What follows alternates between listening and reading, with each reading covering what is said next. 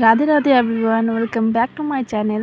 তোমাদের সবাইকে স্বাগত জানাই এই চ্যানেলে আরও একটি নতুন ব্লগে। তো তোমরা সকলে কেমন আছো? আশা করি খুব ভালো আছো, সুস্থ আছো। তো আজকের দিনটা আমার জন্য খুবই স্পেশাল, কারণ আজ আমি আমার সোনামণি আনায়াকে নিয়ে যাচ্ছি জগন্নাথ দেবের রথের দড়ি টানতে।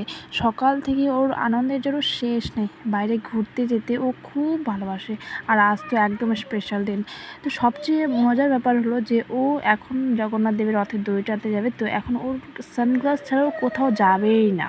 তাই আগে ওকে সুন্দর করে সানগ্লাসটা পরিয়ে দিলাম। তো পরতেই ওর খুশি যেন আরও দ্বিগুণ হয়ে গেল।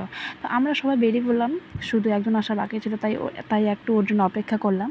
তো আজ আনায়ের বাবা ডিউটিতে থাকায় উনি আমাদের সঙ্গে যেতে পারেনি, তাই আমরা 5-6 জন মিলে টোটো করে রওনা দিলাম। জগন্নাথ মেলাটা একটু দূরে হয়, টোটোতেই যাওয়াটা সবচেয়ে সুবিধাজনক ছিল। তো রাস্তা যেতে সবার মুখে কত আনন্দ দেখো, উৎসাহ আর গল্পে ভরে উঠেছিল পুরো পথটা। তারপর দেখতে দেখতে অবশেষে আমরা পৌঁছে এলাম জগন্নাথ দেবের সেই রথের সামনে। চারিদিকে অসংখ্য মানুষের ভিড়, মুখে শুধু একটাই ধ্বনি, জয় জগন্নাথ। তো প্রথমেই এখানে আমরা ভগবান জগন্নাথকে প্রণাম করলাম। তারপর আমার সোনামণি আনায়াকেও সঙ্গে নিয়ে রথের দড়ি টানার আমাদের সৌভাগ্য হলো।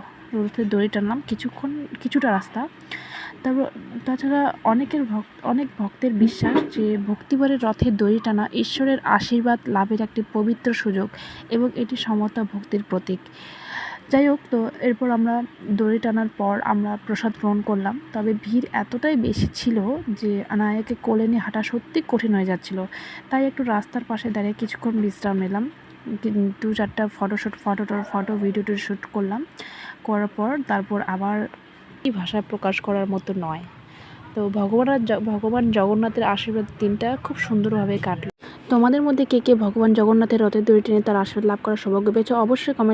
অবশ্যই কমেন্টে জয় জগন্নাথ লিখে জানাবে। আজকের এই সুন্দর ও পবিত্র মুহূর্তটা যদি তোমাদের ভালো লাগে, তাহলে ভিডিওতে একটি লাইক করে এবং চ্যানেলটি সাবস্ক্রাইব করতে পাশে থেকো। জয় জগন্নাথ। আবার